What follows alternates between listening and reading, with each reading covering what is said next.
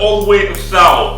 It's going to be tough for Uncle Mo. It's going to be tough for Uncle Mo. Not only is the great white hope, English hope, relax, chill, I love white people. Two of my best friends are white. One's quarter white, another one of my best friends who was 14 is fully Caucasian, white, Milky Way Casper, the ghost. I love white people, baby. But Harry Kane is he's out. That's done. I believe that's a former injury. And he also got a boy Musa Sissoko who's out as well. I mean, so already Tottenham are on the back foot, and Uncle Mo will now be forced to play a guy who I feel is fully overrated and a complete waste of money and was only bought because Pochettino is Argentine.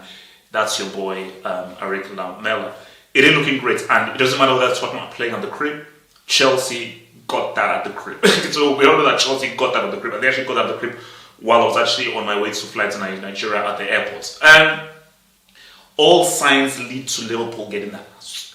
Keep it real, I don't want to be mean, but all signs lead to Liverpool getting that ass, and I do not know how Tottenham are going to try and actually turn this around. But the whole point of the preview is there will be no point to be saying, oh, Liverpool are going to win, then what's the point in saying anything? We have to form an argument for how I believe the inferior team and the weaker team, Tottenham, can get that, and just what Liverpool needs to do to maintain what is a ridiculous, amazing winning run as they are bearing down on this down Premier League. You know, I mean, so okay, it is what it is. It is what it is. It is what it is.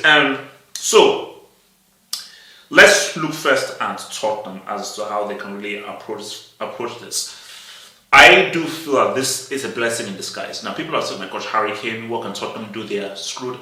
I believe it was this. I don't know whether it was the season in which Leicester City won, but there was a period in time where Harry Kane was missing for a few months, and Dele Alli carried the weight. And Dele Alli was actually scoring goals, assisting scoring goals, and was leading the way. We shouldn't even look any further than last season. Tottenham's Champions League run without any Harry Kane. Son stepped up. Your boy Lucas Moura stepped up. All of those guys stepped up and really made the weight. And if you were to ask Van Dijk in private, would you rather face Harry Kane, or would you rather face a faster lineup that had Son and Lamela? Would I rather have Son, Dele Alli, and Lucas Moura? They say we'd rather face Harry Kane because he's much more predictable and easier for us to handle. The worst thing for defenders is speed. No one likes speed. No one likes speed. But the thing though is, basically, for Liverpool, nobody likes speed and nobody really likes to really do that there. So for Tottenham, this is going to be a very, very tricky proposition. Thank you. I almost remember what I'm about to say. We have to deal with the pink porcupine in the room, Eriksen. Last I heard, they're going to meet, his agent is going to meet with the Inter Milan people on Monday to try and engineer a move. He can't play. Even if Uncle Mo is forced to play him, he can't play. There's just no point. And if I was Mourinho, I would just put him completely out of the squad. I'll say, Eriksen, sort yourself out. Do whatever you need for the transfer. I can only get people, not in his team, I can only have people in the squad from the first team player to the flipping cleaner who are 110% behind Tottenham Hotspur. If you're 110% behind Tottenham Hotspur, if you're 99.9%, sorry, can't have. Just goes to that to move to Inter Milan. So with that, it makes it even harder because for Tottenham, where is the creativity? Yes, Dele Alli can create. Yes, someone can do things, but you need a bona fide creator. And I think the kind of fulcrum of Eriksen, Dele Alli, Moura and Son can be very, very dangerous. So, it's dicey, bro. It's really, really dicey. So, I just think the best thing that Mourinho can do now is, you have to really focus on the creativity and the maneuverability of a Lamela and the Lucas Moura, but even more so than that, they have to be extremely robust. I think this has to be a case where Tottenham have to try and gain control of the thoroughbred of the game. What I mean by that, got to win all those 50s, got to win all of the fights, got to win all of the challenges, and have to pretty much form a very physical threat for Liverpool and make it uncomfortable for Liverpool and try and use the wealth and breadth of the crowd to try and say what's up. So it's going to be hard. I'll keep it real with you. Just with that Tottenham be playing and how up and down they are, it's going to come down to Tottenham playing an amazing game, being defensively quality and amazing, playing fast, playing sharp, one-touch football, don't spend too much time tapping the ball, and trying and playing in a way so quick and fast, it is hard for the Liverpool defense to try to readjust. So that is why people say, we learned this from when we were kids. One-touch football is the way in which you beat the defenses. If you spend too much time on the ball, you take 2, 3, 4, 5 top touches, it is easy, especially for a top defense, to set themselves up and predict where you're going to go. It is harder for a defense to predict where you want to go if you're playing one touch, boom, boom, boom, boom. But one touch can only be done if you've trained it. So for Mourinho, during this training, especially knowing that you don't have Harry Kane, with a smaller, faster lineup, have you been training on one-touch triangular football where it's quick, fast, quick, fast, quick, fast, quick, fast, and everyone is on the same wavelength? Wait till we see. But for where Liverpool are concerned, man, look, I don't see how they don't win this game. Like, if Liverpool just check all the boxes and they just say what's up in all the boxes, I don't see how they don't win this game. Because you're playing a team who are still struggling, who are not really that good at home. Liverpool don't have any major injuries to worry about. And I just feel that for Liverpool, especially when they get that ball to the front, we already know how strong and robust their defense is. And this is a defense who's going up against a Tottenham side that have to readjust themselves. But for Liverpool, like, once that ball just gets up to that attack and that front three, bro, they're good. The only way Liverpool don't win this is if they miss their chances. They're going to get at least 2-3 great chances. 6-7 chances, 2-3 great chances. I'm talking like one-on-ones you have to score. Because within Firmino and Salah and El Dio, they always get that flipping A. They always get that.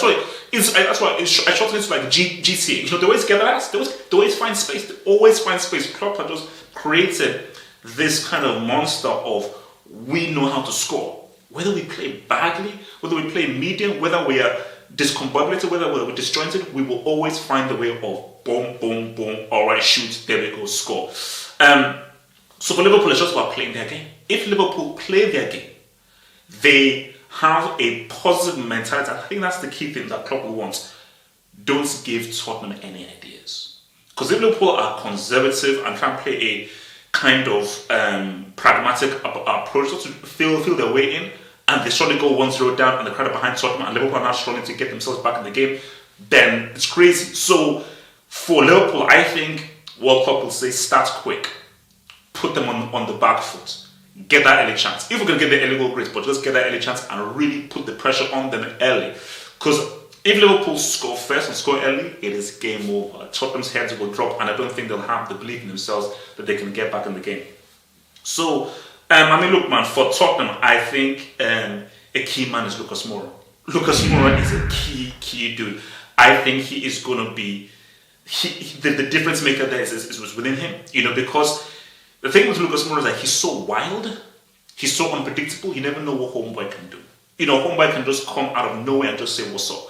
So just think for Lucas Moura, Mourinho has to say, bruh, shoot on sight, run with the ball. If you find space, run with the ball and try and cause as much confusion Liverpool defense as possible. And this was a guy who should have played in that Champions League final. Just saying, should have played in that Champions League final.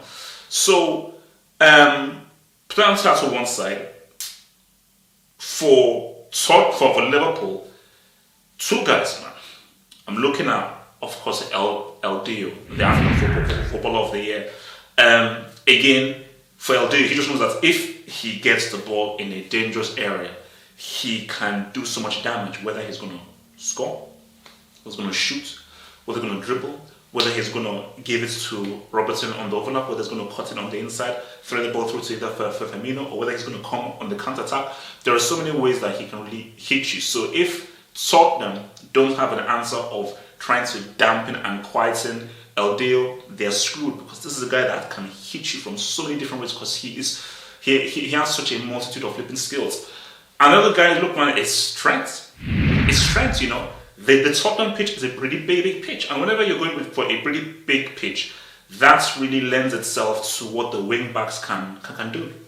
So again, I have question marks over Trent's defensive duties and how good he is defensively, but offensively, he's one of the best right backs in the world. I mean, his passing is top notch. His crossing is on point. Ashley Young, you listening? His crossing is on point. He can cross the ball into the flipping box. So if Liverpool gets that outlet and gets him to really gets balls into the box, and Tottenham don't have an answer for being tight on him, stopping his cross into the box and trying to, because the best thing that Tottenham can do is bring him out, suffer a bit, but try to expose him once he now comes out of that right back position to attack on the left flank. But with that being said,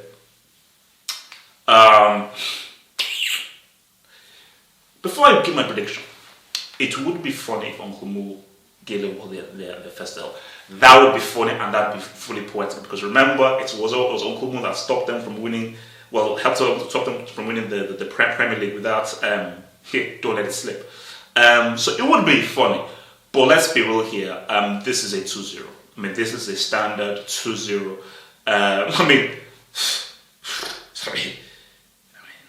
If Liverpool wants to, if they want to, this could be a lubrication. I'm just saying, if they want to, could be a lubrication. But I think they'll be tame, and I think this is going to be a 2-0 win for your boys Liverpool over Tottenham, man.